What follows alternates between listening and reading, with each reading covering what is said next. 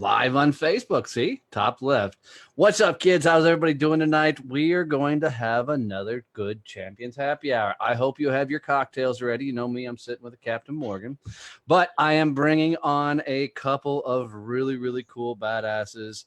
Even though they're both the type of people that won't brag about themselves, I will. They've both been on the podcast and have got some really, really cool stories. Wendy's got one of the funniest named books in the freaking world. I love it. So why don't we do this? Why don't you guys introduce yourself, who you are, and what you do, and then we will run into it. You ready? Wendy, ladies first. All right. Thank you so much. I'm Wendy Babcock. I am a motivational speaker for A Complaint-Free World. I'm a brand new author. My book that Donnie mentioned is called How to Sparkle Where the Sun Don't Shine. Staying positive when you're surrounded by assholes. Yes, isn't that a great name for a book? That's awesome. Kind of feels like foreshadowing. Right. Right. Right. Marquez, who the hell are you? I go by, I kind of call myself a perspective specialist. I work with individuals and organizations to kind of help them appreciate how much perspective and mindset will actually determine the choices they make. So that way they can kind of improve their situations and kind of see things from a different angle. Nice, dude. So we have two people who are experts in nothing. No, I'm kidding, but are amazing at what they do. Starting early, isn't it? I'm telling you, well, the term expert is so loosely based on anything. I don't know what qualifies anybody as an expert.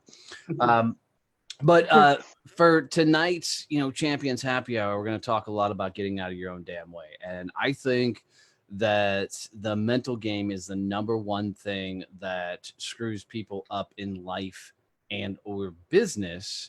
And I'm curious your guys' thoughts on, how much is the mental game, important to somebody as they're going through their business journey? Yeah. I think it's the majority of it. Right. Go ahead, Wendy, fill us in. Okay, so I think it's the majority of your business is mental, because everything else you can learn. Just like when I struggled for years, I'm like, I want to write a book. Didn't write a book because in my mind, I don't know how do I do publishing? How do I get started? I'm not a writer. And so it was all mental till I sat down in January and I said, that's it. I'm going to learn this shit. I'm going to just write this book and get it done. And I published April 1st. Of course, on April Fool's Day, my book had to come out, but it's that mindset. My wife always talks about how it's getting ready to get ready. And we get stuck in that cycle of getting ready to get ready and keeps just perpetuating it over and over again. Yep. And that's why, like, when I think about perspective, I always usually end up talking about perspective first, because that's the filter. That's kind of the processing of what you view something as. And if you can change that, then everything else changes from that. The mindset changes, the decisions change, the outcomes change. And like you mentioned about how you finally just did the book, you just finally got it. And once you step forward and once that change that perspective, next thing you know, you're it's done. So right. But both you guys are running successful businesses. You're doing well with what you're doing and everything I mean, surely you're not facing mindset issues on a regular basis for your businesses. Of course not. No, we have it all figured out. But I love pointing out, because sometimes when people see, people who have had success in their business, there's still that thought process. They finally noticed my shirt. But as people watch other people's stories, there's a couple things that happen. There's a lot of times we compare ourselves to somebody else's success and we're like, why am I not there? Why am I not accomplishing that? Why am I not doing that? Or we see some people more successful than they actually are. That's good. Getting ready to get ready. I can't stand that mindset, says Stacy. Right. So how do you guys handle it when you're on your own mental roller coasters, right? You got the good days, you got the bad days, you got the days you're dealing with the personal shit around the family and life, and you're still trying to run a business and do all this stuff. How do y'all handle all that? And there's the answer, guys. They don't. Well, it's for me, it's become so ingrained, and also it became a habit because of raising my 4 kids that Wait, everything. how many? 4. Holy hell! Didn't somebody tell you how that works? Yeah. Really well. That's why it's got no hair. Right. I started with her, but yeah, and you're all this, and when you find out their ages, I had my 2 when I got married. We had her 2, so this year they're going to turn 22, 20, 19, and 18. Oh, So Lord. needless to say, this last decade has been just essentially just every day is something about mindset and optimism, and that's actually now it's become more of a habit where I'm always trying to kind of spin something to that positive view, especially when you're dealing with a house full of teenagers and everything is catastrophic, and what happens, like they talk about, is that it does become a habit. It does become, well, what good is going to come from this, as opposed to what bad is going to come from this. And that helps me when I'm just got my own issues, and when everything else is kind of coming together. It's kind of like, what would I tell the kids? What would I tell them? And it's like, take a deep breath, take a step back, look at it from a different perspective, and generally that's enough to nudge me out of whatever doldrums I'm in, and then it kind of helps me kind of get back into that. Okay, what do I need to do? And then, like Wendy said about her book, it's like, okay, do that next step, and that next step then breaks it, and then the cycle. Not necessarily cycle, but then that path is kind of pulled up, and the next thing you know, you can start fresh. Right, Wendy. Right. I agree with all of that. I mean, I get into the same thing where I'm, dedicated, I'm working, everything's going great. And then you start kind of losing steam, or something happens and you get pulled away from it. You need to jump back in. And it's like, it's that perspective thing again. It's kind of like getting back to kind of your why. Why are you doing this? Why is it important? Sometimes I'll sit down and I'll make a list of priorities. Cause I don't know about you guys, being an entrepreneur, I tend to have 10 things going at once. So I'm juggling. Okay, I'll write down everything I'm doing. Which has to take priority right now, this moment? One, if I need the income, what's going to make me the most money right now? That goes top of the list. What can I work on right now? Because I used to be a person who had to work when I felt, like I felt creative. I've learned I can't wait till I'm creative. I have to schedule it. I have to say, today I'm going to work on the book. Today I'm going to work on this program. And so the schedule is huge, perspective, and setting my priorities. Those are the top things, I think, for me. I love that. Stacy just put on here, and I don't have kids, but this makes sense to me. She said, I learned when my teen had drama, I would say, I'm sorry, but that can't be my problem today. I just think that's great. I want to tell that to every one of my clients. Yeah. Look, I can't help it. You're having a shitty day today. That's not my problem today, right? Yep. Lack of preparation on your part does not constitute mine. Yeah, absolutely. But I mean, we all go through the ups and downs, and I know one of the biggest things that I have to have in my what you have to do. Yep, absolutely right. But one of the biggest things that I've found for me is, like you just said, Wendy, I've got to have pre-planned things, right? Mm-hmm. That force me through the mental head trash, the mental games, right? And because even today, before doing this live, I ran out of stuff I was supposed to be doing in my business, right? My to-do list got done, and I went, shit, what do I do now, right? So I went back to my prospecting journal where I keep all my business development stuff, laid out, and go, okay, what can I do right now to try and drum up business? And I did. I went immediately into a bunch of Facebook groups that I'm in and started commenting on stuff and getting engagement going and talking and, having things going. But I know for 2 seconds I was battling with, I'm fucking bored, which is a horrible place for a business owner to be, because if you're fucking bored, your business is dying on the vine really, really quick, So for you guys, what habits do you have in a place? Do you start your mornings off a certain way? Do you end the days a certain way? Is lunch? I mean, is there things in there you guys do regularly? For For me, time blocking is I've learned. I never did it. It was not something I liked. I kind of figured, oh, I'll do something that, I'll get it done. Now I live by reminders and time blocking. Like everything is time blocked out. Reminders on my phone. That's my checklist. I do like checklists, so that's my to-dos. Those are, and I try to eliminate those. I find that I have to have actually come to an acceptance that come nighttime, they're not always done. It's okay to actually have them fall over to the next day. But Marquez, you like me though, if they follow you next day, you miraculously are up at like 3 o'clock in the morning getting started on those. That's me at least. Yeah, I'm not that early, no. But but yes, I do start thinking about it where it's kind of like, okay, well, maybe, I don't have an appointment I have to get up for, but yeah, I got to get that done. So yes, I actually, and it's a little bit of a guilt trip because my wife actually goes out like to an office kind of thing and has schedules. So I feel really bad when she's getting up, getting ready and leaving. And I'm kind of like, I could stay in bed a little bit longer. So that influence helps a lot. What about you? Nudging me. Then the dog will be like, I gotta go out. Let's go.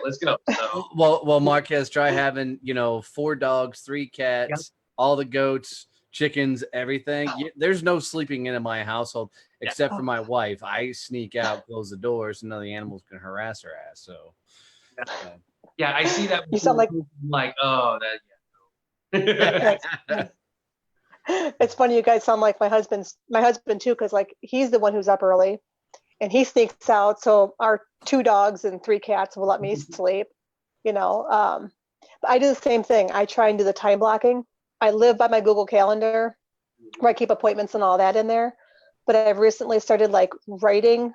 Shirley Johnson, who was actually on your show, she has the push journals. So I bought those, I don't even know how long ago, when they first came out. And I've kind of used them until recently where I'm like, you know what, I'm going to start implementing everything I learned from her. And it's been kind of a game changer for me. Writing down those priorities, figuring out which thing's going to push me to where I need to go, and then writing out what those tasks are I have to do every day. That's been why I didn't implement that sooner. I don't know, but it's like anything. You don't once you know it, you're like, well, shit, that makes sense. So you just implement it moving forward. But I want to talk to your husband, Wendy, because I got a way of getting my wife out of the bed on weekends. So she gets to 9 o'clock, and then I'm getting her ass up. She's no longer just allowed to sleep in. I just open the door and walk away. Oh, and all the smart. dogs and cats go running in, bouncing on the bed and everything else. Yeah, she loves me for it tremendously. Okay. Well, my sleeping in is 7:30 to 8:30. That's okay. I usually can't sleep past like 8:30. So it's not. He's up around 6:30. No, we're up at 5 o'clock every morning. I'm up at 5 o'clock, 5:20 at the latest every morning. But on the weekends, I let her sleep in until 9. But yeah, 9 o'clock, she knows here comes the freaking herd. So, but talking about calendars a little bit, my calendar looks like Rainbow Bright puked on it. And the reason being is I gave every activity a color. So when I'm doing business development, it's a certain color. When I'm doing networking, it's a certain color. When I'm working on the podcast stuff, it's a certain color. When I'm doing operational stuff, it's a certain color. So it's time blocking, but I do it visually because I'm a visual person. And if I can see it, I know what activities are in play. But it also helps me from a business development standpoint, because if I don't have enough business meetings lined up for the week, right, I know there's not enough colors on the chart. It's that oh shit moment. You better scramble and figure something out and stack your week back up. Do you guys go ahead? That color coding actually is a great idea because especially if you're visual, you see it right away. Right. For the most part, you have the different colors for the different calendars, but you can go one step further within each calendar to have that broken down. And that I can imagine that being very helpful for those who just need a quick glance to kind of look. As opposed to those who are looking at it and learning from a different perspective. So yeah, it's nice. I did the same thing. I color block too with mine, because besides all my own stuff I have to keep in order, I'm also a booking manager for a local medium that works in our town, and she's got a huge. We just hit 86,000 followers today, so her schedule's getting busy. So I have all her stuff on my schedule, so I know when she has readings and what's coming in.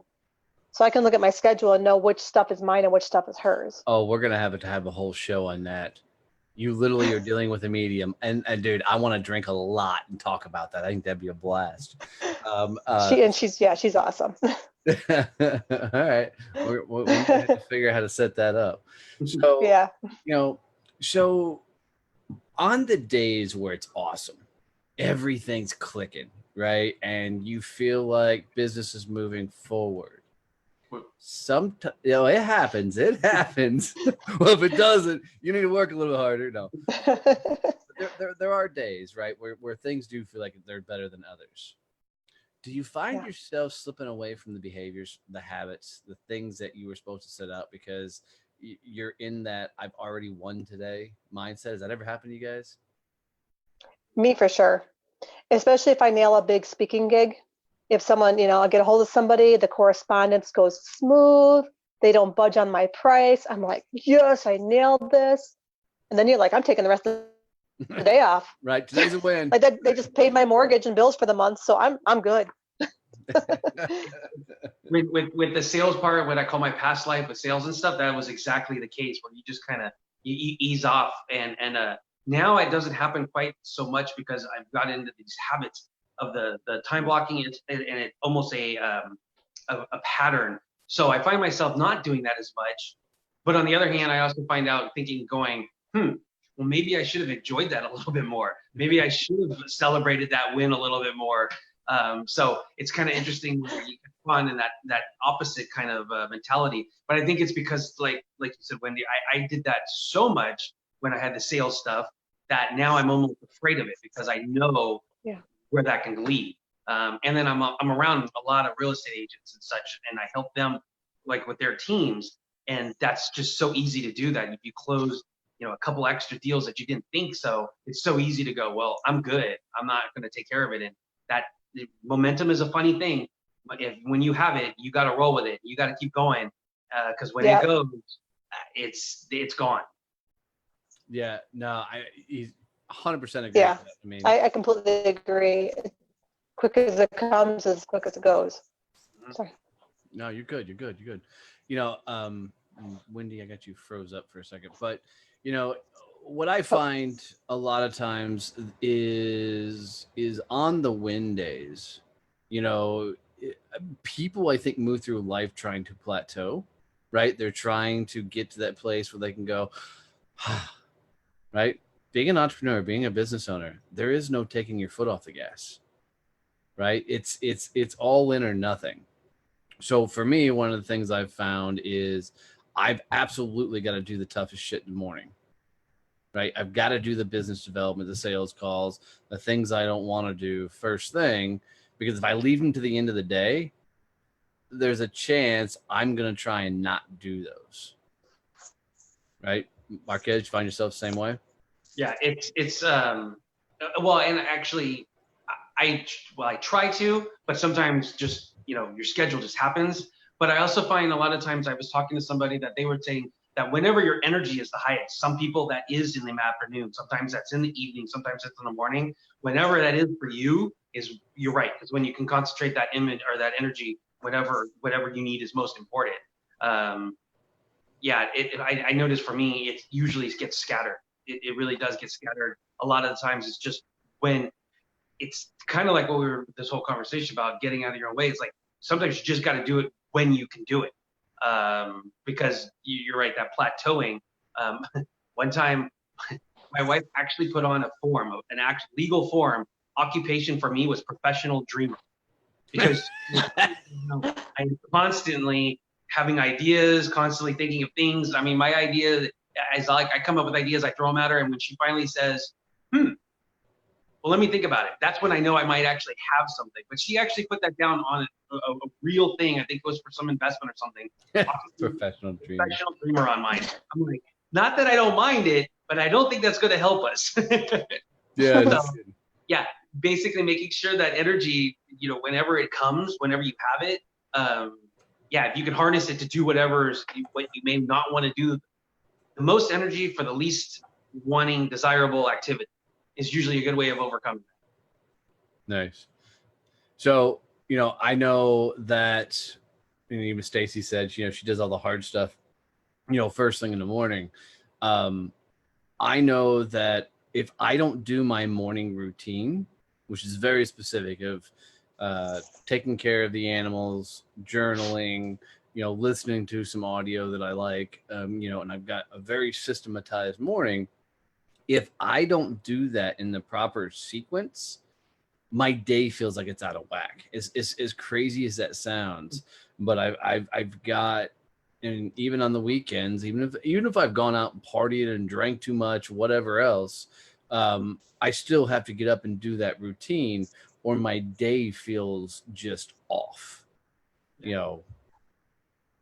Wendy, we're losing you, girl. I know my internet keeps going in and out. I don't know what's wrong with it, so I apologize if I'm froze again. There you go. Stacy just asked me if I was OCD. No, not OCD. Just I know from years of sales that if I didn't do the right things first, then I was, and it's tough. So I've made a very difficult routine for me to follow every day to make sure that I'm going for it. The preparation works. I mean, it also, it's like anything else. It's getting you set mentally for the rest of the day. Because like when we started the conversation, if your mind's not right, you might as well not do something in some cases, because your effort isn't going to be there, and the results aren't going to be worth it. They can even actually be detrimental to the situation. And no, Stacy, I'm not superstitious either at all. I don't even have superstitions. But maybe just a little stitious, not. That was well played. I don't even know well played. Actually, I stole that from my son's girlfriend, so I can't even take credit for it. But it was pretty quick. I was like, damn, that came out of nowhere. That was pretty quick. Yeah. I just waited for an opportunity for that one. It's just he's been sitting on that one all year. I get to use it. So what about you, Wendy? I mean, is it one of those things, if your morning starts off on the right foot, the rest of the day rolls? It kind of works out that way, yeah. And I do find that, like, if I'm going to write in my book or something and I'm really not feeling it, then I kind of give myself permission to kind of like, all right, I'll switch things around a little bit, work on something else. Because really, if I'm not feeling it, I feel like I'm putting out garbage, and I really want to be true to what I'm writing. Yeah. It's and I love that point, because and Stacy says she gets it. She's a little stitious as well.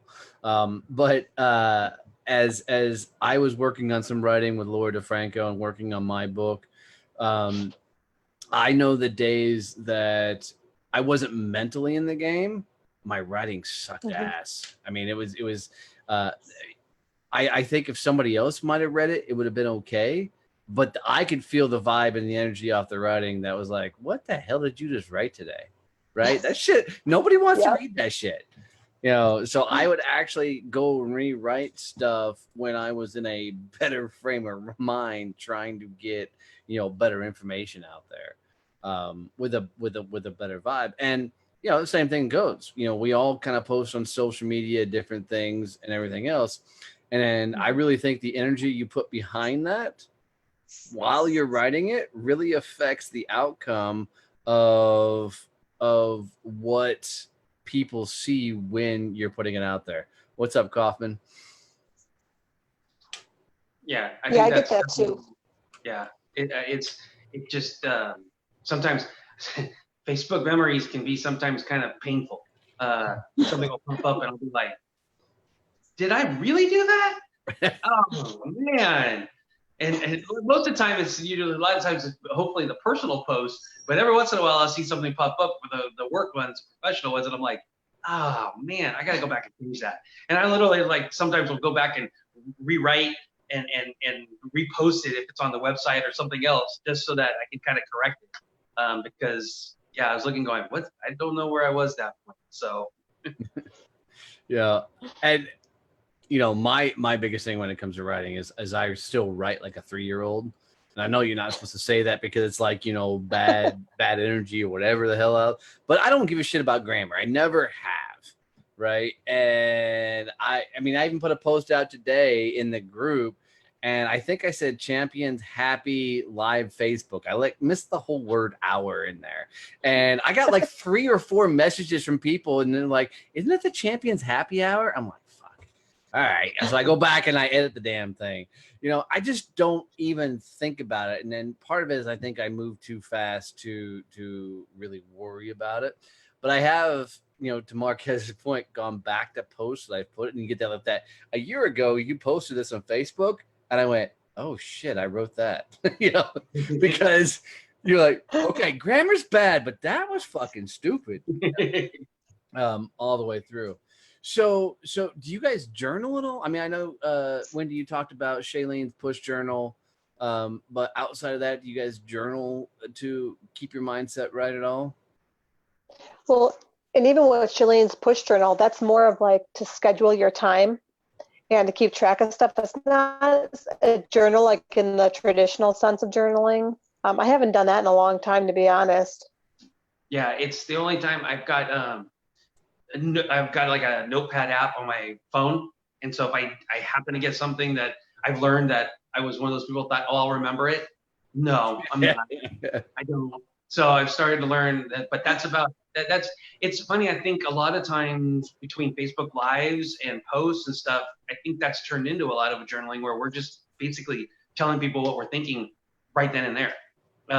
It's a little different than it was before when you would actually write a journal, write your thoughts down, and then maybe go back. And then we don't necessarily need to do that anymore. If we have a thought, it's usually put out there right away. I mean, that's kind of what your Facebook wall is. It's practically a journal. So I think that's part of it. But like Wendy, I don't really journal in that traditional sense. Not really. Well, what's interesting to me, I mean, is I still journal every day, but is the group itself has become somewhat of a journal for me. Is, people have asked me how I've gotten so much engagement and interaction in the group. And I'm like, well, it's one simple philosophy. Every morning I ask a question. And what's interesting, if people will really pay attention to what I do every day, is the questions I ask are usually the questions I'm asking myself about my business, about what I'm doing, and everything else. And I think that's why and I got a fly flying around my fucking face, but I think that's why they get so much of attention.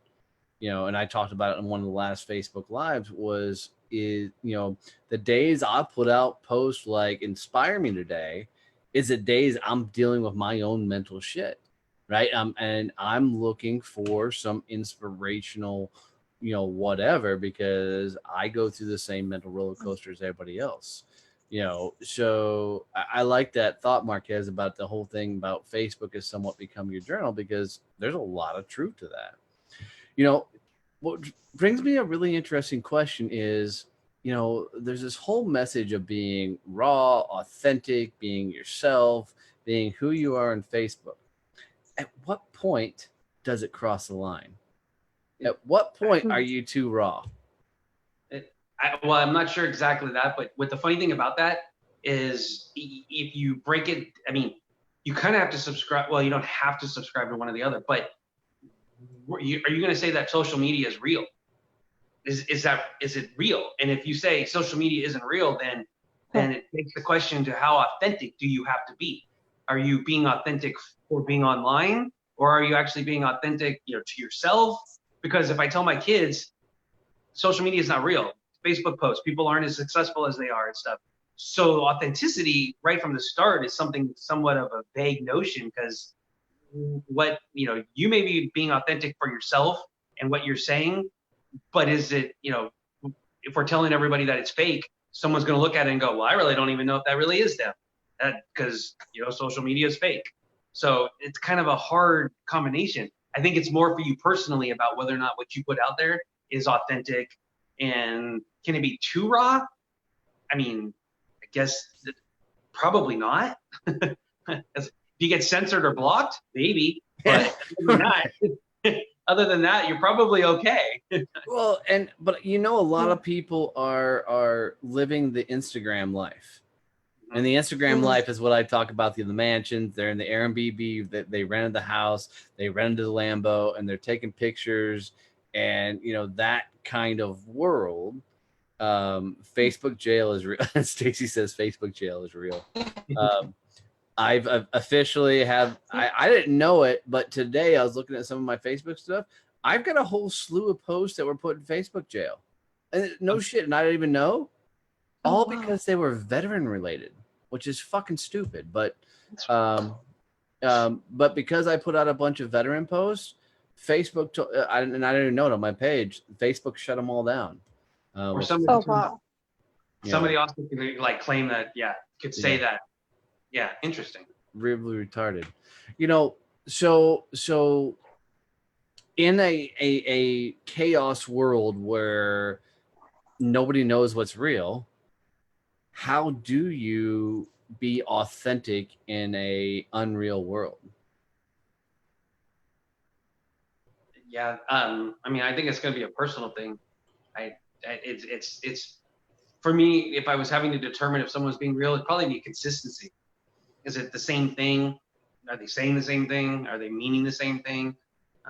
Because sometimes you just switch based on what's more popular, what's trending, and then that's kind of when you go, oh, are they looking for likes? Are they looking for clicks? Are they looking for, shares? Or is it just, you know what, this is who they are? The recently someone said something about, if people aren't following, then those aren't your people. I think that has some truth to it, because there's so many people, there's enough for everybody. Yeah, absolutely. Wendy? Oh, I think she's freezing up on us again. Yeah, I think I was frozen again. Right on. So, I mean, here's an interesting thing is I was interviewed on a podcast this week, and one of the things we talked about was kind of this authenticity thing. And I talked very specifically about, for 20 years in my sales career, I didn't talk about being a Marine. I didn't talk about being raised on a farm. I didn't talk about,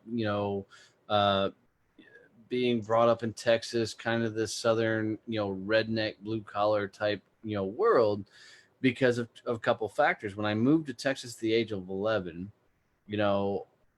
if I told people I grew up on a farm, they saw me as a dumb hillbilly. And once I moved into corporate America, if I said y'all or anything like that, I mean, I actually had a VP, of a company I work for, pull me aside and said, look, you got to lose the accent. You can't say y'all because you look like an idiot in corporate America. He was being really nice about it. He wasn't being a jackass. He was actually trying to help me further my career because that was his belief on furthering his career. But those two instances led to, years of me not telling people I grew up on a farm and, not talking about my goats and chickens and everything else. And it led to years not talking about the Marine Corps. And what's funny is, now I catch hell still for the chickens, the goats, the dogs, and everything else we have, but it's fucking me, and, people are more attracted to, I think, the things that I put out because I'll post a damn, chicken picture that looks like pink or a cockatoo, whatever the hell you want to look at it, out there on Facebook. And it's really because I just don't give a shit because my people will show up and grow. Stacy says she had a client tell her to tone down her accent. And at this day and age, I'm like, fuck you. I'm me. Learn to hear better. That's my response. What about you guys? I mean, at what point do you guys struggle of letting them too far into your lives? I mean, does that come across at all? I've kind of went through this recently, actually, with speaking. I used to start out with my story because I've been through domestic abuse. But what I found was happening when I spoke in front of women, especially, I would lose my shit and I would start crying. And I'm like, I can't start crying in front of, a corporate group. So I took my story out of my presentation.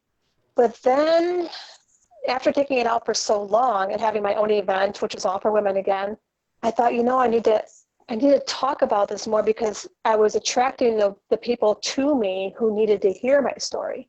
And so it was kind of the aha moment, like I took something out that was a huge part of me, a huge part of why I got to where I am now.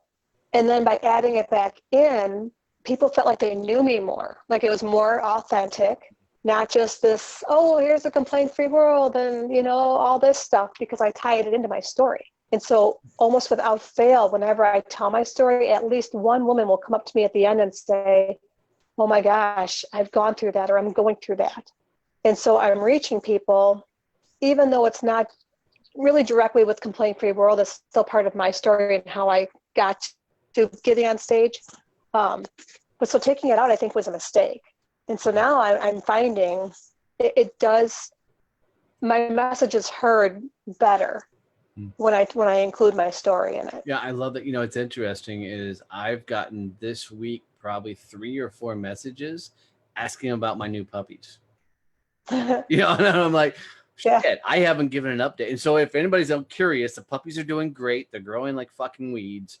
They're doing well. But when you do share kind of that story of your life, people are connected with you. They want to hear that kind of stuff. They want to hear the updates. They, I mean, I get excited when other people share their shit in the group. Just before this live, Sarah Hammond put a thing out there that, one of the things she's frustrated about her business is, doing the kind of the payroll type of things and all of that. And then Stacy, so I love that when people can share their real stuff on a regular basis. Marquez, you look like you want to say something, brother.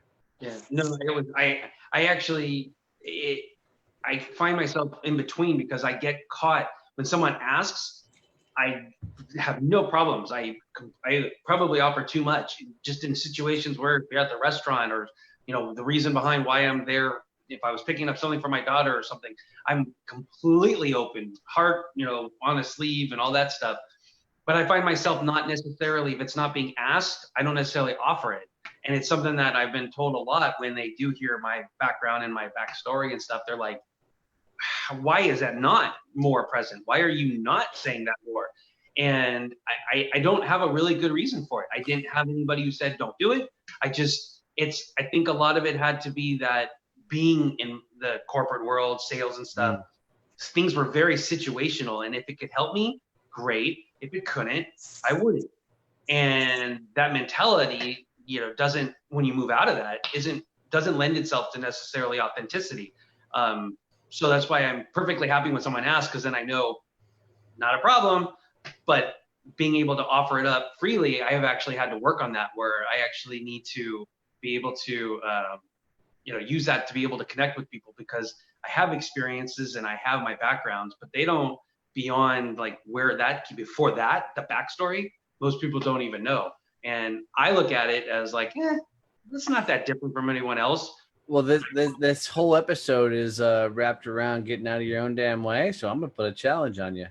You open your mouth, fucking tell the story. I really think that you have. I mean, you got pretty raw on the podcast when you were on there with me. I think that the build up to first time I've heard that. The build up was like, okay, I'm ready for this. You're asking, dude. If we're gonna go, we're going all in.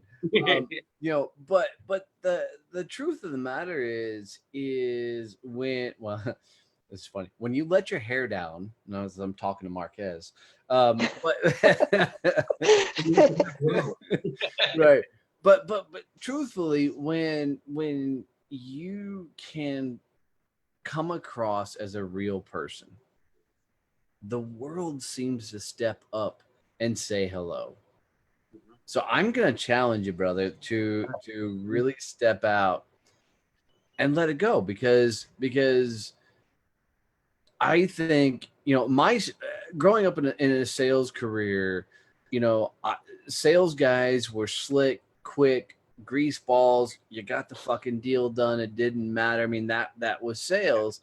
So nobody knew who I was, and it really became this whole thing of transactional sales versus elongated sales cycles and keeping clients for a long time. So I'm gonna challenge you, brother, to once again let your hair down, because that keeps coming to fucking mind, but to start opening up and share more of that authentic story and that more real side of you, because I'm gonna challenge that.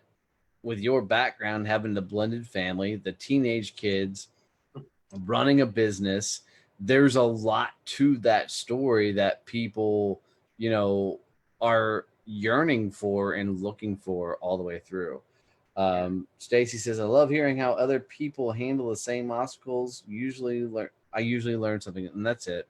When you share your story, people learn through that journey, period. You know, so, Absolutely.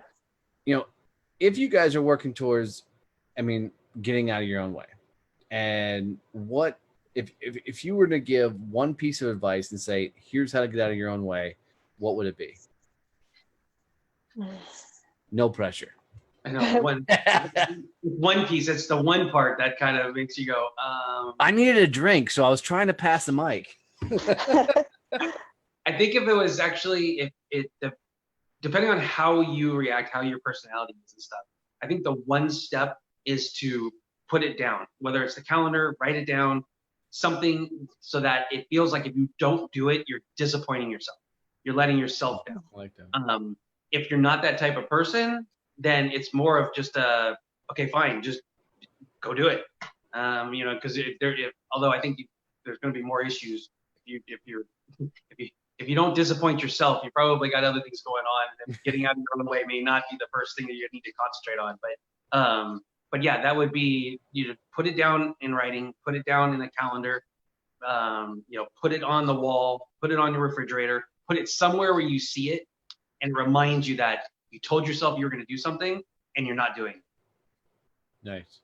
Wendy? Right. I agree. And I kind of used a scenario similar to that, where I tell people, when you watch the races, there's that moment when everyone's in their car and they say, gentlemen, start your engines. That's kind of that thought process. You're geared up, you're going to do it. But unless you put your foot on the accelerator, you're just going to sit there.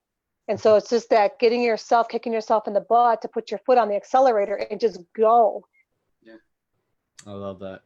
And I kind of like that analogy too, because I think, who's the gal that does the 5-second decision making?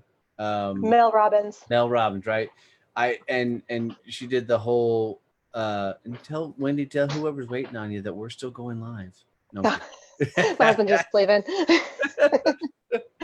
but it's that whole thing when she figured out, okay, 5, 4, 3, 2, 1, make a decision, go.